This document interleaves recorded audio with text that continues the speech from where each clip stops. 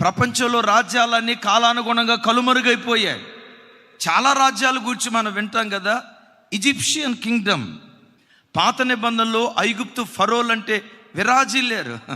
ఈరోజు ఈజిప్ట్ దేశానికి వెళ్ళి చూడండి, రాజుల సొమ్ము రాళ్ళపాలు అయిపోయాయని, రాజ్యాలు ఏమైపోయాయో, రాజులు ఏమైపోయాయో, కోటలు ఏమైపోయాయో గబ్బిలాల కొంపలుగా మారిపోయాయి.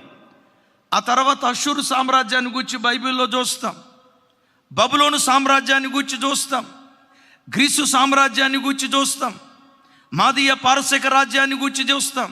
మనకు చరిత్ర అందిన తర్వాత రోమా సామ్రాజ్యాన్ని గురించి చూస్తాం.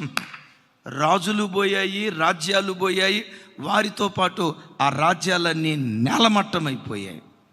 2000 సంవత్సరాల నుండి యేసుక్రీస్తు రాజ్యం నేటికి విరాజిల్లుతూనే ఉంది. కొన్నిసార్లు కొంతమంది రాజులు భయపెడతారు, ప్రధానులు భయపెడతారు, క్రైస్తవ్యం లేకుండా చేస్తాను అన్నాడు ఒక రాజు. తర్వాత ఏం జరిగిందో తెలుసా? ఆడే లేకుండా పోయాడు. జర్మన్లో వాల్టర్ అనే ఒక ఫ్రెంచ్ తత్వవేత్త ఉన్నాడు. కోట్లకు పడగెత్తున్నాడు. నేను చనిపోయే లోపు భూమి మీద బైబిల్ లేకుండా చేస్తా, యేసు ప్రభు నామస్మరణ లేకుండా చేస్తా, అసలు భూమి మీద బైబిల్ లేకుండా చేస్తా, అలా చేయటానికి నా యావదాస్తి దారబోస్తానన్నాడు. విచిత్రం ఏంటో చెప్పమంటారా?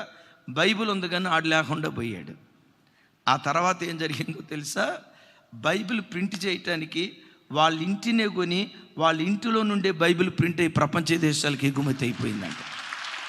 దరిదాపుగా 4000 మతాలు ఉన్నాయి ప్రపంచంలో. ప్రతి మతం రక్తపాతాన్ని చిందించి మతాలు స్థాపించారు. యేసయ్య ఎదుటోడిని చంపి తన మతాన్ని స్థాపించాల. అయినా ఇది మతం కాదు. ఎదుటి వాళ్ళ ప్రాణం తీసి తన మార్గాన్ని స్థాపించాల.